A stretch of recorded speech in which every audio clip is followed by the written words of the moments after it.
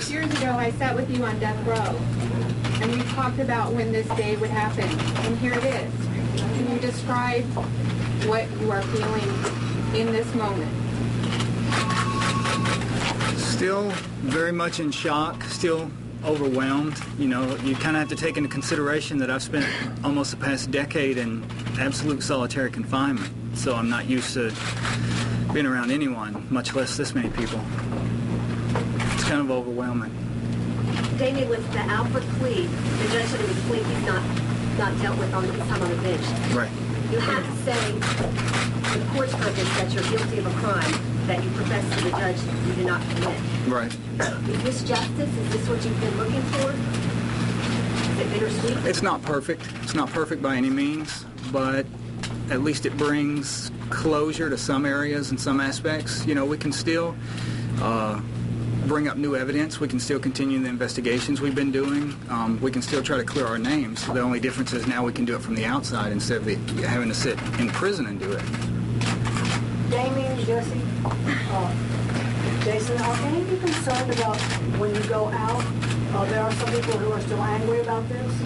You have concerns about that? Very much, yeah. Why not? Why do you think? I mean, I'm concerned because I mean, even when you're in prison, it goes on every day. You have to worry about your own safety. It don't matter what the crime it is. You still got to worry about your safety regardless. Jason, how about you? I can't worry about what someone else may do. I just have to, stay around the people I love and who love me and care about me and, just trust. Can't live our lives in fear. And as far as your question earlier, Damien, this was not justice, In the beginning, we told nothing but the truth that we were innocent, and they sent us to prison for the rest of our lives for it. And then we had to come here, and the only thing that the state would do for us was to say, hey, we'll let you go, only if you admit guilt. And that's not justice no matter how you look at it. They're not out there trying to find who really murdered those boys. And I did not want to take the deal from the get-go. However, they're trying to kill Damien, and sometimes you just got to fight feeling to save somebody. Jason and I have talked about this, and I think it's important to say Jason was initially resistant to this proposal because it was against the principles and the things that we've been working for in this case. We achieved one of two goals today, and that was securing these young men's freedom. It didn't secure or get the ultimate goal, which is a finding that these young men are actually innocent beyond all doubt of the crimes for which they were convicted. Jason was initially reticent to this proposal as a matter of principle. I can only imagine the Sophie's choice that he faced in agonizing over this decision.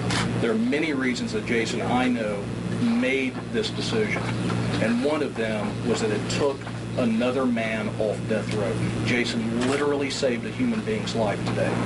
That's an honorable position. That has integrity. I can tell you that I've been so proud to represent Jason. I am prouder to be his friend because of the nobility and the honor of what he did here today. He's a hero. Name again, sir? Blake Hendricks. H-E-N-D-R-I-X. What about you, David? How difficult was this for you? How difficult was it for you to make this decision? To be honest, it wasn't that difficult. I'm just tired. This has been going on for over 18 years, and it's been an absolute living hell. Yeah, let me just add a little bit onto that, because these decisions are client decisions. The decision Jason made, unbelievable, heroic. Damien's decision, different places. You can't judge, second-guess these decisions unless you've been in their shoes. Spend 17 years on Varna, most of the time in solitary. You could ask, did you really do the right thing? He's the only one who's been there. He made the right decision. Every day in there. Absolutely. And what do you do? What do you do now that, Jason, in your mind, justice hasn't been served, but yet you're free? What will you do I'm now? going to live my life the best I can and enjoy every moment of it. What's the first thing you want to do? I don't know. I'm just kind of, going with the flow right now. Now, adjudicated. My family and friends are, helping me and taking care of me. Is there anything that any of y'all, or through your attorneys or yourself, could tell the investigators that might point them in a different direction or toward different suspects? Is there anything now that you've been adjudicated and you can't be held guilty for or found guilty for or charged with it that y'all can tell them? I know I can speak for everybody and say no. These kids are absolutely innocent of the crimes for which they are convicted. Therefore, they have no leads to even suggest. Completely innocent and aware of what happened out there at 10 Mile Bayou. Jesse, Dennis, you want to add into that? Yeah. Let me just point out one aspect of what happened today. These men not only walked out, they created today, by this plea, to me, proof positive of their innocence and the state's recognition of it. Because does anyone believe that if the state had even the slightest continuing conviction that they were guilty, that they would let these men free today? It would have never happened if the state hadn't come to the conclusion that the plea is entered today or their convictions are overturned in December and they walk free then. What it would mean is continued confinement. But to me, the state's acceptance of an Alford Plea, in which they maintain their innocence, and releasing them is evidence of the state's recognition of their innocence. How much of an Dennis, influence what do you think were the factors? What do you think were the factors that the state was most afraid of this upcoming evidentiary hearing? The alleged juror misconduct, the fiber. I mean, what do you think? Because they were most afraid of revealing. Well, look at the court documents, because what the state agreed to today was a finding by the court in granting the new trial that there was such compelling new evidence of DNA along with all of the evidence that no reasonable jury would convict these defendants at a new trial. That finding had to be made before the plea could be entered.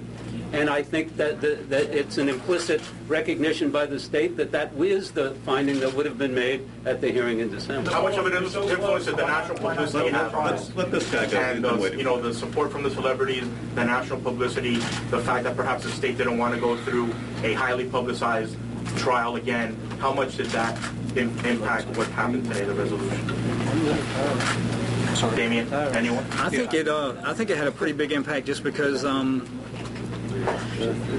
they knew they wouldn't be able to get away with a lot of stuff that they got away with the first time. They knew there would be more people watching this, more attention on this case, so they wouldn't be able to pull the same tricks. You know, basically when we went to trial the first time, they came in with ghost stories, rumors, innuendo, things that really had nothing to do with the case whatsoever. And they knew now the whole world was watching. They wouldn't be able to do the same thing. They would have to come with some sort of concrete physical evidence, and they didn't have any, and they knew that. What did you guys talk about now that you've been back together? We haven't really had much time to talk about anything because we've been in separate places at the jail and, just the few minutes that we've been together before the hearing and now, so we haven't had a great deal of time to talk about. Lori's with you now. Yes. Talk about what her role in all of this has meant for you and the case as a whole. Lori is the thing that's kept me strong and sane, that's allowed me to survive over the past 18 and a half years. If it wasn't for her, we wouldn't be sitting here right now. She's probably done more work on this case than anyone else who's been involved with it from the very beginning. She spends pretty much her every waking moment of every day working on this case. Baldwin, can you talk a little bit about coming to the decision that this is something you need to initially? Excuse me, sir? Just about coming to the decision that this is something you did not want to do, but you decided you had to do that.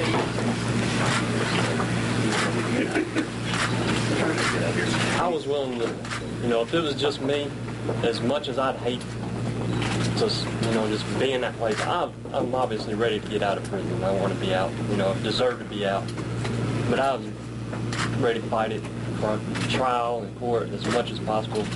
But he had it so much worse than I had it, on death row, and it's just insufferable to put a person through that and for any more minutes. And I don't even know why I didn't even think too much about that at first, when the plea came to me.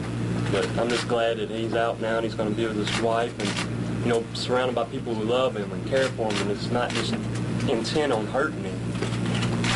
I want to publicly thank Jason, too, just to let him know that I do acknowledge what he did, that he did want to keep fighting. He didn't want to take this deal in the beginning. And I recognize and acknowledge that he did do it almost entirely for me. Thank you. Mr. Braga?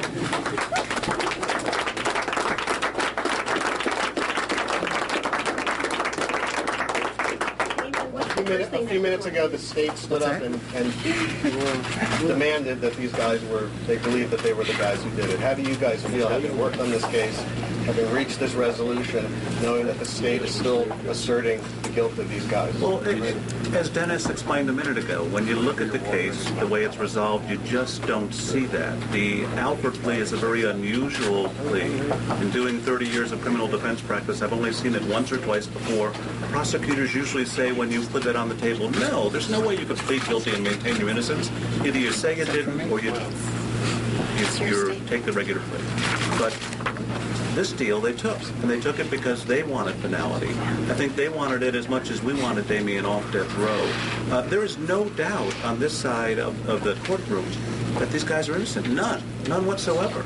And as strongly as they may think their convictions are valid, we think they're invalid. And history will judge that. And you made some of that history, Joe, so thank you. Do all of you have to stay in Arkansas? No travel restrictions. Damien, what's the first thing that you're going to do now that you're free after 18 years? Rest. You know, ever since we found out about this, I haven't slept. I haven't slept for about 4 days now, and I'm just completely and absolutely exhausted. And Lori, you've been fighting. I mean, you single-handedly helped get most of it accomplished. Tell me your reaction today. How do you feel? Well, I wouldn't say single-handedly. But, well, I'm just thrilled with, with the results. We have these 3 men out, and I have this man that I love very much with me, so I'm thrilled. Ladies and gentlemen, Jason's not used to this. He's ready to go, so Jason and I are going to excuse ourselves. Thank you all very much. Jason wants to send his greatest regards to my co-counsel, John Phillipsborn of San Francisco.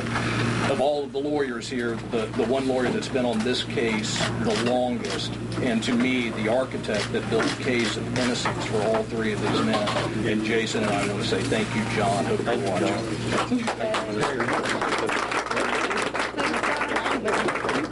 Jesse's leaving too. We've been listening in now on a live news conference there outside of the Craighead County Courthouse in Jonesboro, where you are looking now at Jason Baldwin leaving the table from the press conference.